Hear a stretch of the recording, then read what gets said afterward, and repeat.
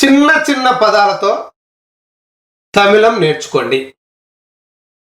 చిన్న చిన్న పదాలతోనేనండి, పెద్ద పెద్ద పదాలతో కాకుండా చిన్న చిన్న పదాలతోనే కష్టపడకుండా సులభంగా నేర్చుకోండి. చిన్న చిన్న పదాలతో తమిళం నేర్చుకోండి. ఆలి సూత్రంతో స్పోకెన్ తమిళ్. ఆలి సూత్రంతో spoken Tamil. Okay, next page వెళ్దామండి. తప్పకుండా చెయ్యాల్సిన పనులను తమిళంలో చెప్పడం ఎలా? తప్పకుండా చేయాల్సిన పనులను తమిళంలో చెప్పడం ఎలా? మనకు ఎన్నో రకాల పనులు ఉంటాయి. అయితే వాటిలో ఎప్పుడైనా చేసే పనులు, తప్పకుండా చేయాల్సిన పనులు అనేవి ఉంటాయి కదా. వాటిని తమిళంలో ఎలా చెప్పాలో తెలుసుకుందాం. నిజమే కదండి, మనకు రోజు డే టు డే లైఫ్లో ఎన్నో రకాల పనులు ఉంటాయి. వాటిలో కొన్ని చాలా ఇంపార్టెంట్ ఉంటాయి, కొన్ని అన్ఇంపార్టెంట్ ఉంటాయి, కొన్ని వెంటనే చేయాల్సినవి ఉంటాయి, ఇట్లా కొన్ని తప్పకుండా చేయాల్సినవి ఉంటాయి. ఇలా తప్పకుండా చేయాల్సిన పనులు అనేవి ఉంటాయి కదా. వాటిని తమిళంలో ఎలా చెప్పాలో తెలుసుకుందాం. ఓకే, నెక్స్ట్ పేజ్ వెళ్దామా. ఆలి సూత్రం. వాక్యంలో ఆలి అని వచ్చినప్పుడు అదేనండి, తినాలి, చూడాలి, మాట్లాడాలి, ఇవ్వాలి, ఇలాంటి అర్థాలు వచ్చే పదాలు వచ్చినప్పుడు వేండుం అనే పదం వాడాలి. ఏ పదం వాడాలండి? వేండుం.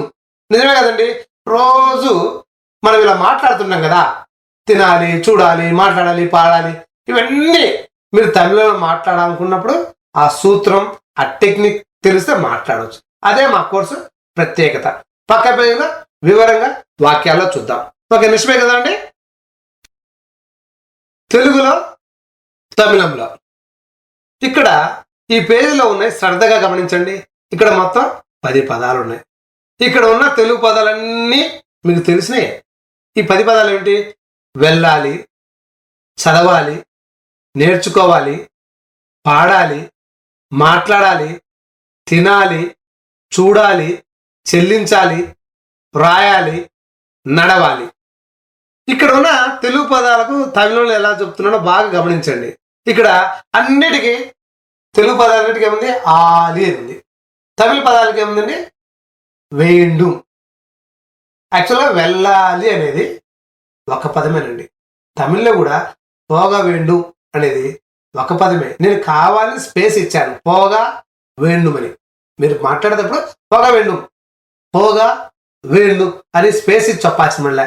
అది మీరు భాష నేర్చుకుంటున్నారు కాబట్టి ఆ ఈజీనెస్, అక్కడ ఆలి అని వచ్చినప్పుడు ఇక్కడ వేండు అని రావడం కోసం నేను ఇక్కడ మీకు స్పేస్ ఇచ్చి చెప్పాను తప్ప అది ఒక పదమే. ఓకే, అలానే గుర్తుపెట్టుకోండి. ఇప్పుడు చూడండి, వెళ్ళాలి అంటే పోగ వేండు.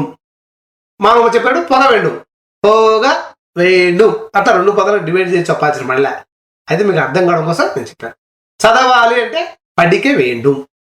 నేర్చుకోవాలి అంటే కట్టుకొల్ల వేండు. పాడాలి అంటే పాడ వేండు. మాట్లాడాలి అంటే పేస వేండు. తినాలి అంటే సాపిడ వేండు. చూడాలి అంటే పార్క వేండు. చెల్లించాలి అంటే కట్ట వేండు. రాయాలి అంటే ఎళుద వేండు. నడవాలి అంటే నడక వేండు. ఈజీ ఉందండి, సులభం ఉంది కదా. ఒక భాష నేర్చుకోవడం పెద్ద కష్టమేం కాదండి. ఆ భాషలో ఉన్న టెక్నిక్స్ తెలుసుకుంటే ఎవరైనా ఆ భాష మాట్లాడచ్చు. ఓకే, నెక్స్ట్ పేజ్ కదండి. ఇక్కడ మొత్తం 6 తెలుగు వాక్యాలు ఉన్నాయి. అవేంటి? నేను తినాలి, మనం తినాలి, మీరు తినాలి, అతను తినాలి, ఆమె తినాలి, వారు తినాలి.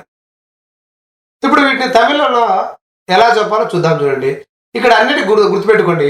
అన్నిటికీ తినాలి తినాలి తినాలని వచ్చింది. అక్కడ సాపిడ వేండు, సాపిడ వేండు, సాపిడ వేండు, సాపిడ వేండు అని వచ్చింది. నేను ఉన్నప్పుడు నా, మీకు తెలిసిందే. మనం ఉన్నప్పుడు నాంగల్, మీరు ఉన్నప్పుడు నీంగల్, అతను ఉన్నప్పుడు అవర్, ఆమె అన్నప్పుడు అవల్, వారు ఉన్నప్పుడు అవర్గల్.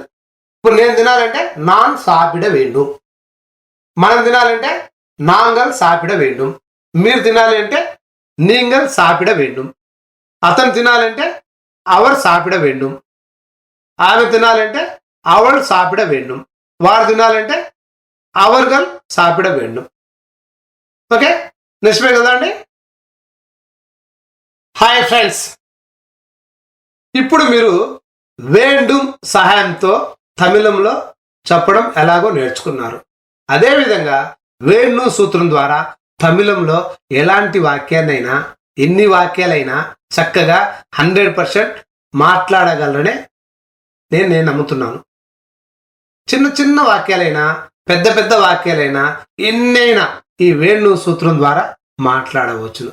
ఇంకా ఈ వేణు సూత్రం ద్వారా మీకు తెలిసిన ఎన్నో వాక్యాలను మాట్లాడండి.